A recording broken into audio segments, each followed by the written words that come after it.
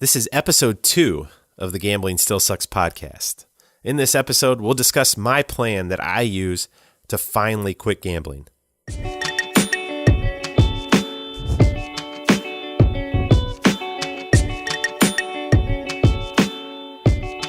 Hey there, and welcome to the Gambling Still Sucks podcast. My name is Jamie. I'm a compulsive gambler, and I'm also the host of this show. The last day I gambled was July 15th of 2010. Now, I wanted to get this episode at the front. I wanted to share with you sort of my plan that I've used to finally quit gambling. Because like you, if you're listening to this and you're still struggling, I tried to quit hundreds of times. Most of those times were obviously at the end of a big loss, right? When we're at our lowest and we say, look, I'm never going to do this again. I can't do it. I can't dig a bigger hole. I always think things are going to be different, but then go back and do the same stuff. It's the definition of insanity, doing the same thing over and over and expecting a different result. And so while I had my plan to quit in the past, which was just, look, you got to be tougher. You just have to use willpower. When you go to the casino, you can go. You could go, I would tell myself. But when you get up 2 times your money or 3 times your money or what some arbitrary number I would set, then you have to leave. And that theory was great in theory, but then I would get there and I'd get up the 2 or 3 times my money. I would hit that number and then I wouldn't leave because it's, I hit this number. I hit it too quick. Or why would I leave this table? I'm playing with these guys and they don't even know what they're doing. I've won all this money. It'd be dumb to leave now. And inevitably I would end with no money and I'd be doing the walk of shame out of the casino, away from the table. And that drive home, which is just anybody that's done the drive home, you know exactly what I'm talking about, where you just are not in a good place. You just beat yourself up. And I had 2-hour drives home at times and hour drives home. And those were the worst when you're just thinking a lot of bad, negative thoughts. Like I say, you're just beating yourself up because you were up, or you went back you said you were going to go with a limit of $200 and you went to the ATM 3 more times, or whatever the case was. And all of a sudden you're going home with the exact same result that you've had hundreds of times before. And so if that resonates with you, I want to lay this plan out for you because this is what I've used now for 7.5 years to allow me to finally quit gambling, to break that habit, to break those thoughts, in order to be successful and not gamble and lose all my money at the poker table, because that was pretty terrible. And so the very first part of my plan is just coming clean to family and friends. Or in this case, obviously I'm coming clean to the entire world. Yeah, that's a little scary. So if you just need to tell your wife or significant other or your mom or dad, look, it's easy. I'm telling the whole world. All you have to do is tell one person. No, I know it's not easy. But coming clean is and has been the biggest thing that's changed in my life. And I actually got caught. I got caught still gambling, and so I was forced to come clean. But I wasn't completely forced. Obviously, once I got caught, I could have continued to lie, but I think I was just finally done. I was at that low point where I knew I needed to change, and so I started to come clean. And the day I got caught, I started calling people and telling them what was going on. And I even called some of the people that I used to gamble with and said, hey, look, I came clean to them and said, I'm done. Don't call me. I'm not going to go. And they all laughed and said, oh, sure. Yeah, we'll talk to you in a week or 2 when you settle down. You just lost once. You'll be back. But I haven't talked to them since. And so the moment I started to come clean to my family, things started to change. Now I know what you're thinking, which is exactly what I was thinking, which was, I can't tell them. I've been lying to them. I've told them all these lies, and so now if I come clean, they're gonna hate me. They're going to be disappointed, extremely disappointed. It's gonna break their heart. The thought of telling my mom or telling my fiance at the time, yes, fiance, that's part of the riverboat story, which we'll get to in a future episode. Telling them the truth, it was going to hurt them. And I knew it was going to hurt them. And so in a way, like, I was justifying my actions by protecting them. Okay, I'm doing this to protect them. But when at the end of the day, when you really look at it, I wasn't protecting them because I wasn't looking out for their best interest, because I wasn't looking out for my best interest. And all I was doing was continuing to dig a hole by trying to do it myself. And that constant just relying on myself and relying on my willpower was not working. But the moment that I was exposed and the moment that I started to come clean to my family and my friends was the moment everything started to change. And a lot of that, it changed because they told me things needed to change. And I needed their support in order to do that. I wasn't just going to go to GA on my own. I needed to be accountable. And that's the thing that coming clean to family and friends creates for you. It creates a level of accountability. So you have other people that are on your side. And I know early on, I didn't think they would be on my side. I thought like this may end relationships and it would be bad. And there was no way they'd be so frustrated with me, they wouldn't be able to deal with me. But the reality is for me that wasn't the case. They have been extremely supportive. They've been the people to help me through and to push me to go to GA and to continue to go to GA. And they've created that accountability for me, and it's really, really helped. And the other thing is, a lot of my gambling was driven by this need to try and dig out of my hole, right? To get back to a place where then nobody would have to find out about it. But in coming to clean to them, I was able to make other changes in my life and to be more realistic about where I was and what I needed to do and what actions. And all of these things only started to happen when the truth came out. And as the truth came out, it really helped me because I didn't have to live that lie anymore. And I know for me, it tore me apart to constantly be lying. I mean, I'd be sitting in the parking lot waiting for a phone call that I knew was going to come in so that I could talk to somebody, and they wouldn't know that I was then going to run right back in and sit at the poker table because they thought I had quit. And so I was living all these lies, and I was saying, oh, my business is great when it wasn't great. And I've never been happier. And meanwhile, gambling was just tearing apart my life. And so doing it in isolation wasn't working. And once I involved my family and friends, things have just become so much easier.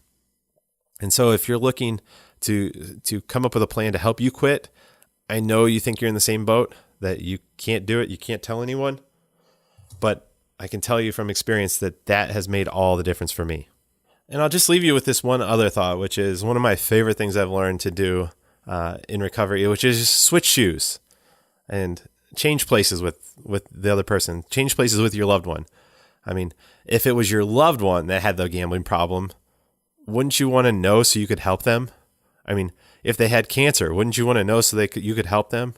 I mean, if they had a broken foot and they couldn't walk to get their mail, wouldn't you want to know so you could help them? And we would all do anything to help our loved ones and our family. And so it's really no different. And I think that helps when you start to think of things and switch roles to see that, look, yes, I know this is going to be difficult. They may be disappointed, but at the end of the day, they're going to want to help me just like I would want to help them. And so hopefully that switching shoes helps you to kind of get a better feel for how it will go down. And so in addition to just coming clean and sharing my story with friends and family, the other thing that's been a huge part of my plan is just never forgetting the pain. And somewhere along the way, I started to realize, look, I think my brain's just a little bit wired to forget. And it's really sort of the only thing that makes sense that I did the same thing over and over. And literally the exact same thing over and over and thinking that those different results would come. And the only thing that makes any sense is that my brain's wired to forget the downside, the downswing, the losses, because I never had any problem remembering the times when I won, those big wins, or even some of the smaller wins. I mean, that was what I remembered when I started gambling again. It was, hey, I've done it before, I'll do it again. And all along, I completely forgot the fact that when I started with $100 and ran up to 1,000, I would leave negative 400. I would lose all that 1,000 and then another 400. And so The only thing that makes sense is that I'm wired to forget. And I'm sure there may be other things out there. The therapists out there are probably saying, oh, there's this and that. But for me, just keeping that memory fresh has been a huge part of my recovery. If you go to the website, I mean, just the graph, the little icon, you may not notice, but that's a graph, and it's the rise up. It represents the rise up of winning, followed by the steep loss and the free fall into negative territory. And that graph, I drew that a long time ago. One time I was out with my wife for lunch, the complete graph, and that is part of that never forgetting the pain. And the reality is, I know my graph, when you look at one segment of it, it looks like a win. But when you chart the whole thing over the 6 years of my gambling, it's a very, very specific line, and it's going negative, and it just keeps going down. And long term, it's going to continue to go down if I continue to gamble. And so, like I say, never forgetting the pain is part of that. And I don't like to dwell on it. It's not something like I try not to beat myself up over it. And at times I do, but I really try to just remember those things and without dwelling on them, just so that I don't make that same mistake again. And so how do I go about not forgetting the pain? And the easiest one is that I go to Gamblers Anonymous. And I know this is a hot debate, and it's something that new people or people that are still gambling, when they talk to people that have quit, they say, oh, I don't want to go. I can't go. There's a lot of reasons not to go. And I know that because I also had all those same ones. I didn't want to go. I didn't think I was like the people there, even though I'd never met any of them. But it just didn't seem like there was something I needed to do. I felt like I could do a different plan. And I know a lot of people that I've met have said, oh, I'll just do personal one-on-one therapy, or I'll do it on my own. I'll just have more willpower this time. But I know from my experience that going to a weekly GA meeting has made all the difference. And it does allow me to not forget the pain. It also gives me another outlet to share my story, and kind of going back to the first one, coming clean. And these are coming clean with complete strangers, which then over time they don't become strangers, or they don't stay strangers. They become your friends. And that's something I never thought would happen. But I have some really, really good friends from GA, which makes recovery so much easier. It's part of my plan. But yeah, so going to GA has been huge, and sharing my story and hearing the stories of others allows me to not forget the pain. It allows me to constantly tell myself the truth, because either me remembering things, and it's interesting, somebody will say something that triggers a thought. They'll say, oh, I remember one time I was doing X, and I'm like, man, oh, I did that. I went to the ATM 5 times, or I drove around in circles waiting for somebody to call and then did that. Or I ran to the mailbox. This is one that we all ran to the mailbox to try and get the mail before somebody else did, so we could get the credit card statement, or we could get any information that might expose our gambling problem. And so hearing those stories and hearing other people talk about it, it reminds me. It reminds me of the pain. It reminds me of the things I don't want to go back and revisit.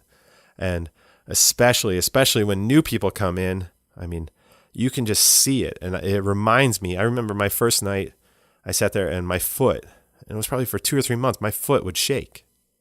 It would shake under the table because I was just almost like a withdrawal thing, or just kind of an uncomfortableness.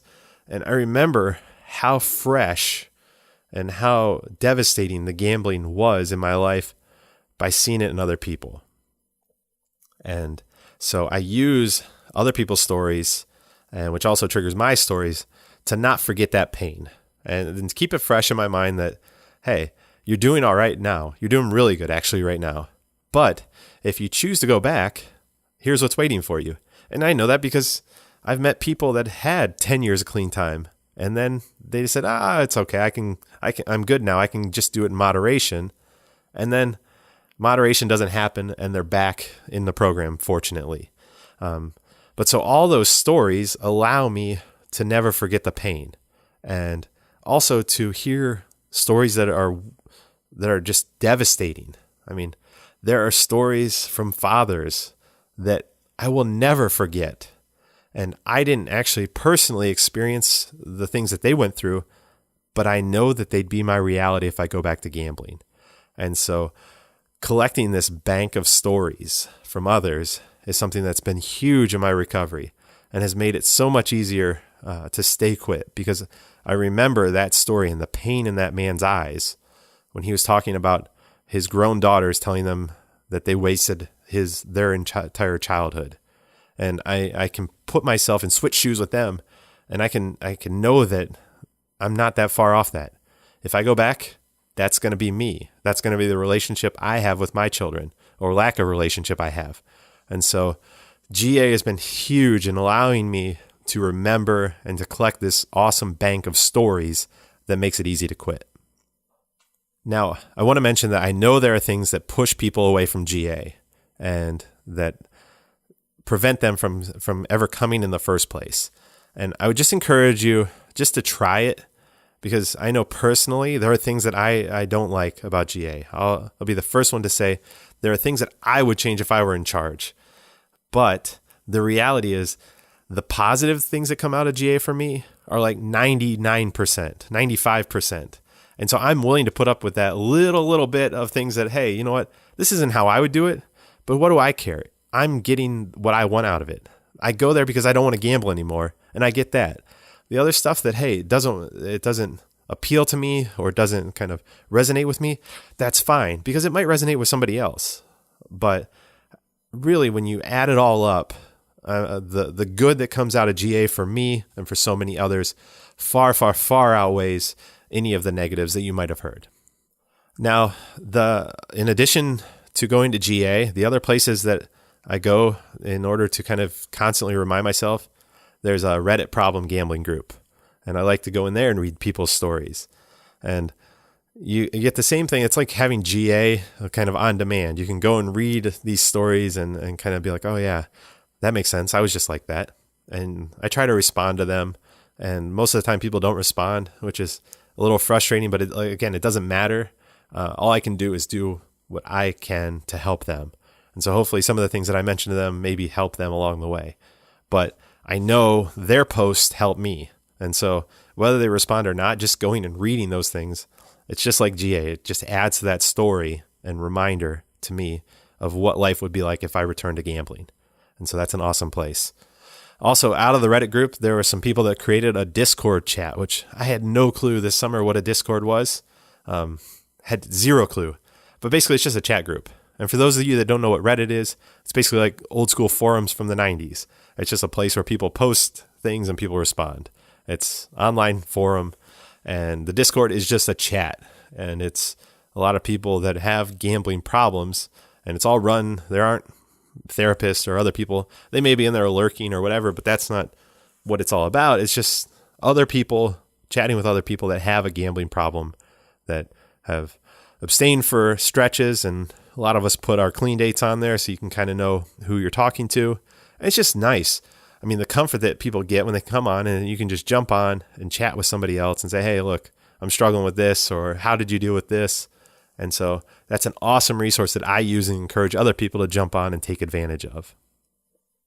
And so really these two things, coming clean and never forgetting the pain, kind of creating a system where I remind myself of my reality without, like I say, not beating myself up. It's very much a positive thing, because these things are the things that build up my willpower. And I once read in a book, I think it's in The One Thing by Gary Keller and Jay Papasan, and it's an awesome book. Check it out, The One Thing. But they talk about willpower is not on will call. And I think so many of us use this willpower. I know I tried to just use this willpower. And there were times that we could, and the willpower was strong. But then we get weak, and the willpower, it's almost like a gas tank. It starts to wear down and it starts to get low.